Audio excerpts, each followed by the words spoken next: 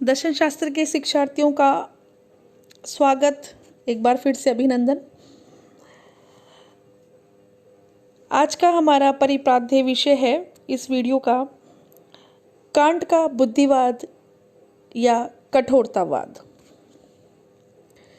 पाश्चात्य नीतिशास्त्र में कांट उल्लेखनीय स्थान रखते हैं। उनका बुद्धिवाद कठोरवाद के नाम से भी प्रसिद्ध है। इस विषय पर इस वीडियो में हम आज अध्ययन करेंगे। बुद्धिवाद का प्रारंभ प्राचीन ग्रीक मत और स्टोकवाद में पाया जाता है। आधुनिक युग में बुद्धिमान और कठोरतावाद के अधिष्ठाता प्रसिद्ध जर्मन दार्शनिक इमैनुअल कांट माने जाते हैं। इन्होंने अपने विचारों को fundamental principles of the metaphysics of morals नाम की एक पुस्तक में व्यक्त किया है। इनके नैतिक सिद्धांत को बुद्धिवाद, कठोरतावाद या नैतिक शुद्धतावाद, आकारवाद या संन्यासवाद आदि नामों से पुकारा जाता है। कुछ सिद्धांतकार इसे दार्शनिक अंतःप्रज्ञावाद का एक भेद भी बताते हैं। कांट के अनुसार बुद्धि के दो प्रकार की बुद्धि है। एक है शुद्ध बुद्धि और दूसरी है व्यवहारिक बुद्धि, प्योर रीजन, और दूसरी प्रैक्टिकल रीजन। यहाँ व्यवहारिक बुद्धि ही अंतःकरण है, वह अपने ऊपर स्वयं नैतिक नियमों को लादती है। कांट बुद्धि को ही सर्वस्व मानते हैं। बुद्धि के आदेश ही नैतिक नियम है। जो कर्म बौद्धिक नियमों के अनुकूल हैं वे ही उचित हैं, तथा जो इनके प्रतिकूल हैं वे अनुचित हैं। यानी कि बुद्धि को सर्वस्व मानते हैं और बुद्धि के आदेश ही नैतिक नियम है। ये यहाँ पर उल्लेखनीय पंक्ति है जो कांट के नैतिक विचारों का आधार स्तंभ पंक्ति कही जाती है। मनुष्य में दो तत्व रहते हैं, एक है विवेक और दूसरी है भावनाएं। कांट का मत है कि हमें भावनाओं पर पूर्ण नियंत्रण रखकर बुद्धि के अनुसार आचरण करना चाहिए। बुद्धि या विवेक के कारण ही मनुष्य अन्य पशुओं से उच्च समझा जाता है। नैतिकता का आधार ही बुद्धि या विवेक है। कांट के अनुसार नैतिक नियम बुद्धि के आदेश हैं। हमें कोई भी कर्म इसलिए नहीं करना चाहिए कि उसे करने में हमें सुख मिलता है, बल्कि कर्म को कर्तव्य समझकर करना चाहिए। बुद्धि ही नैतिक शक्ति है जिसमें हमें किसी कर्म के औचित्य और अनुचित्य का बोध होता है। इसलिए कांट के मत को बुद्धिवाद कहते हैं।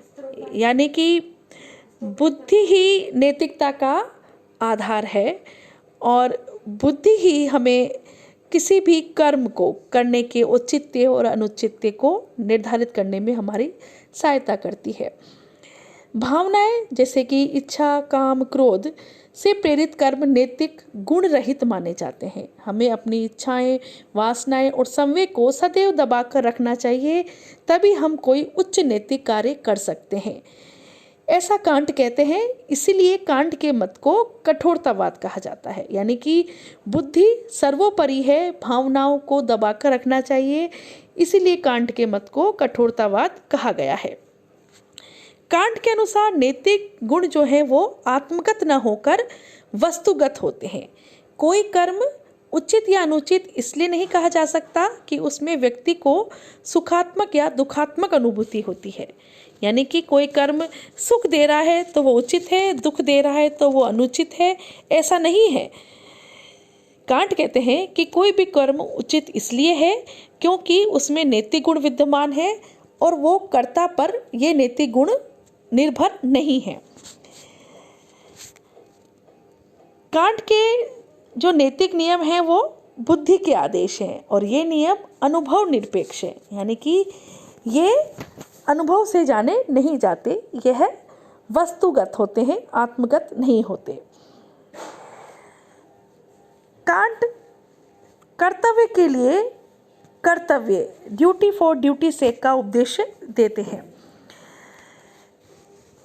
जैसा कि हमने अभी उल्लेख किया है कि कांट ये कहते हैं कि हमें कोई कर्म इसलिए नहीं करना चाहिए कि उससे हमें सुख मिलता है, बल्कि कर्तव्य समझकर करना चाहिए। जैसे कि ब्रेल्डे ने कहा था कि सुख के लिए हमें कर्म करना चाहिए, सुखवाद कहता है कि सुख के लिए सिद्धांत दिया है, उसी तरह से कांट ने कर्तव्य के लिए कर्तव्य का सिद्धांत दिया है। कांट का जो निरपेक्ष आदेश है वो प्रसिद्ध नीतिशास्त्रीय उनका सिद्धांत है। कांट के अनुसार नैतिक नियम निरपेक्ष आदेश है। इन नियमों का पालन बिना किसी शर्त के होना चाहिए, यानी कि नैतिक नियमों का पालन बिना किसी शर्त के निरपेक्ष रूप से होना चाहिए। ये बुद्धि के नियम हैं। कांट का मत है कि व्यवहारिक बुद्धि अथवा अंतःकरण पर अपने आप लागू किए जाने वाले नैतिक नियम ही निरपेक्ष आदेश हैं। इन नियमों का पालन बिना किसी फल की आशा रखे किया जाना चाहिए। यह निरपेक्ष है क्योंकि यह बिना किसी अपेक्षा या शर्त के हैं। आदेश दो प्रकार के होते हैं, एक है सापेक्ष आदेश और दूसरा है निरपेक्ष आदेश। वह आदेश जो किसी लक्ष्य की सिद्धि का साधन है उसे हम सापेक्ष आदेश कहते हैं। जैसे धन या सुख की प्राप्ति के लिए जो आदेश की पालन होता है, यह आदेश होते हैं सापेक्ष आदेश। और निरपेक्ष आदेश हैं जो किसी अन्य साधन या लक्ष्य की सिद्धि का साधन नहीं होते, जो स्वयं साध्य होते हैं, वो निरपेक्ष आदेश होते हैं, जिनका पालन बिना किसी शर्त या बिना किसी लक्ष्य की आशा रखे होना चाहिए। कांट के अनुसार हमें नैतिक भावनाओं पर कभी नैतिकता को आधृत नहीं करना चाहिए। ये भावनाएं हमारे तर्कों में दोष लेती हैं। कांट के निरपेक्ष आदेश में भावना, इच्छा, आकांक्षा, वासना आदि का कोई महत्व नहीं है। कांट सदैव इनके दमन का आदेश देते हैं, इसलिए इनके मत को कठोरतावाद कहा गया है। ड्यूटी फॉर ड्यूटी से कर्तव्य के लिए कर्तव्य कांट की एक प्रिय उक्ति है। इसका अर्थ है कि हमें कर्म केवल और केवल कर्तव्य भावना से करना चाहिए। किसी फल की आशा रखकर किया गया कर्म नैतिक दृष्टिकोण से कभी उचित नहीं माना जा सकता।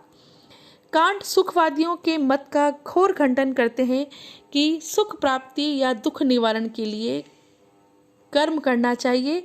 कांट के अनुसार कर्म करना हमारा धर्म है, निष्काम कर्म ही हमारा आदर्श होना चाहिए, हमारा आदर्श है। कर्म को कर्तव्य के रूप में ही करना चाहिए, इसके परिणाम पर विचार नहीं करना चाहिए।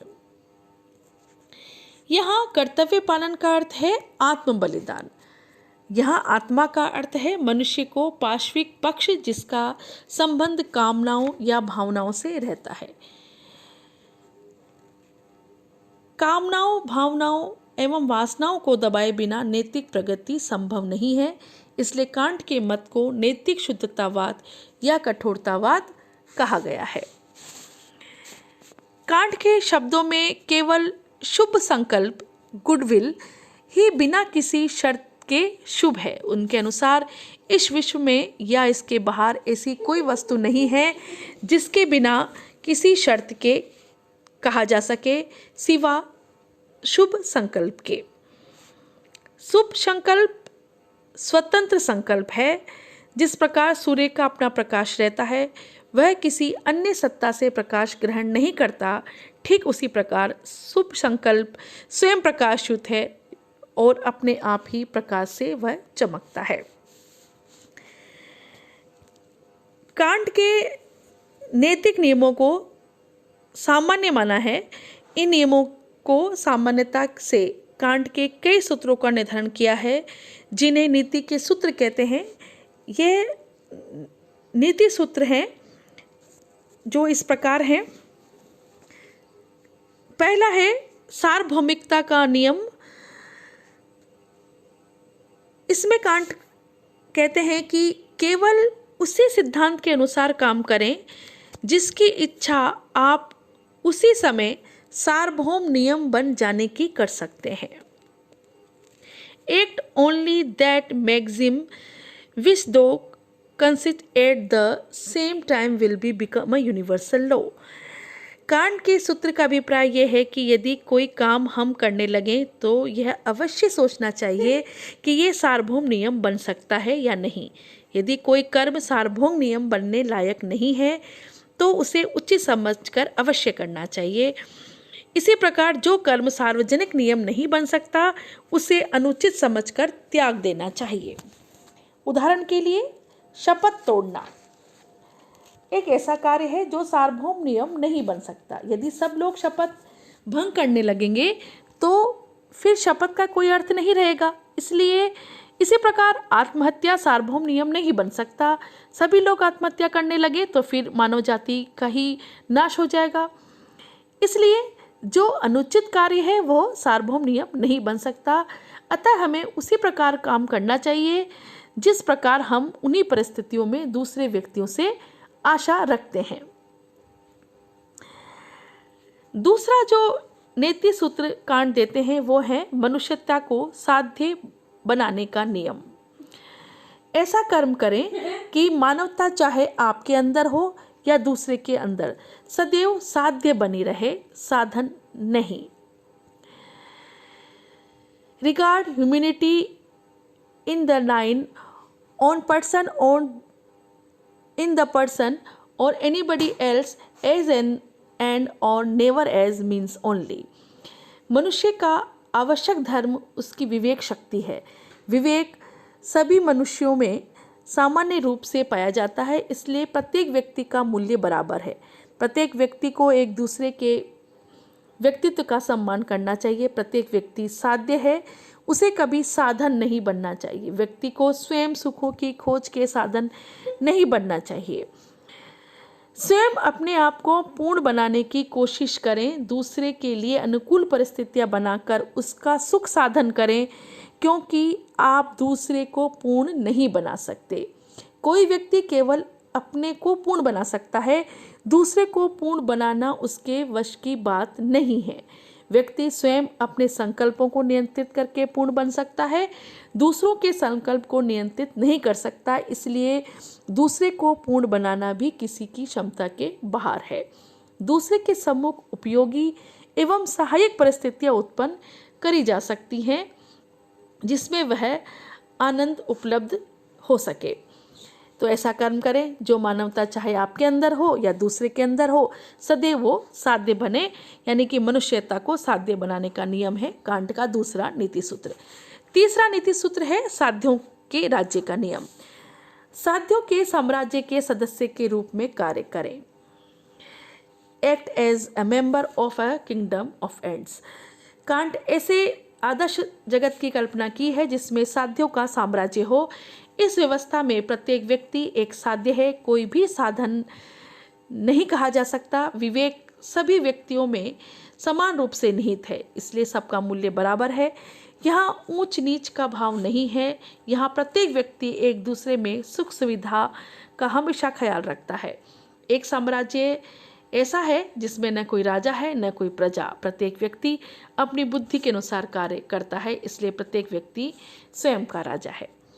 इस तरह से कांट ने नीति सूत्र दिए हैं जहाँ भावनाओं का, वासनाओं का, इच्छाओं का, आकांक्षाओं का कोई स्थान नहीं है। बुद्धि के आदेश, बुद्धि के निरपेक्ष आदेश ही सर्वोपरि हैं। इस तरह से हमने इस वीडियो में कांट के कठोरतावाद, उनके बुद्धिवाद पर अध्ययन किया। आज के लिए इतना ही। शुक्रिया।